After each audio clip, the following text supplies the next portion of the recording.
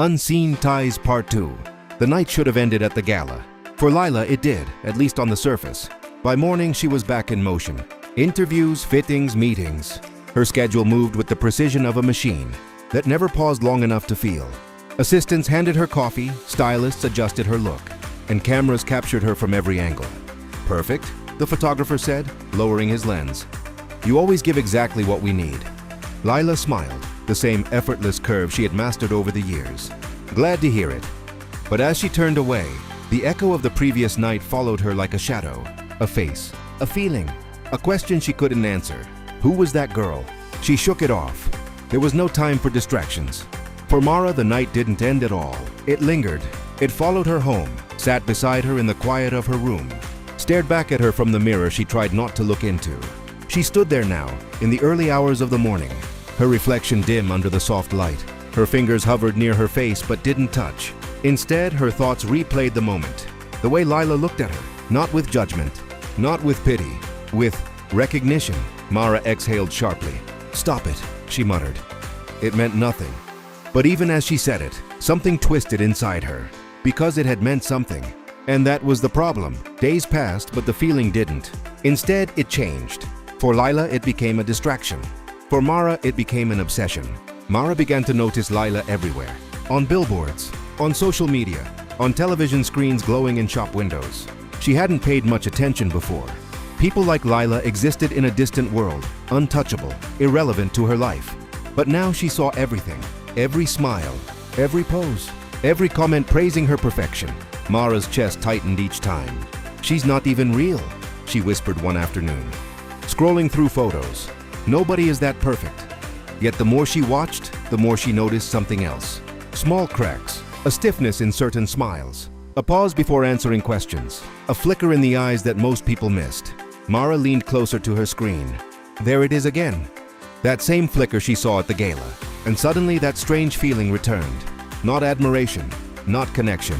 This time, it was something darker. If she's not perfect, why does everyone treat her like she is? The thought lingered, then grew, then rooted itself deep inside her. Weeks later, their worlds collided again. Not by chance this time. Mara stood outside a studio building, clutching a small folder in her hands. Her friend had insisted again that she try to put herself out. There, a minor backstage role. Nothing glamorous, nothing visible. That was fine with Mara. She preferred invisible. Inside, the studio buzzed with activity. Crew members moved quickly, voices overlapping, lights adjusting. And there she was, Lila, standing under bright lights, poised as always. Mara froze. The feeling hit her immediately stronger this time. Lila turned slightly, laughing at something a stylist said. Effortless, natural, beloved. Something inside Mara cracked. Why her? The question came uninvited. Why does she get that life? Mara's grip tightened around the folder. She tried to look away. She didn't. Instead, she watched. And the more she watched, the more the feeling twisted into something sharp. Envy. It didn't happen all at once. It never does. It started small. A comment here, a whisper there. Mara learned quickly how the industry worked, not from the spotlight, but from the shadows. People talked. They always talked. And all it took was a nudge. "I heard she's been difficult lately," Mara said casually one afternoon. Standing near two assistants, she didn't even look at them when she said it. Just enough for it to be heard. Just enough to plant a seed. The assistants exchanged glances. "Really?" Mara shrugged lightly. "I mean, that's just what I heard." It was a lie. A small one. But it didn't feel small. Not when she walked away and felt something shift inside her. A strange sense of control. Meanwhile, Lila felt it. Not the whispers. Not yet. But something was off. Conversations ended too quickly when she approached. People hesitated before responding. A subtle distance began to form. Thin, almost invisible, but unmistakable. She noticed it during a meeting. "Is everything okay?" She asked her manager after the room cleared. He hesitated. That alone was enough. "Of course," he said finally. "Just industry noise.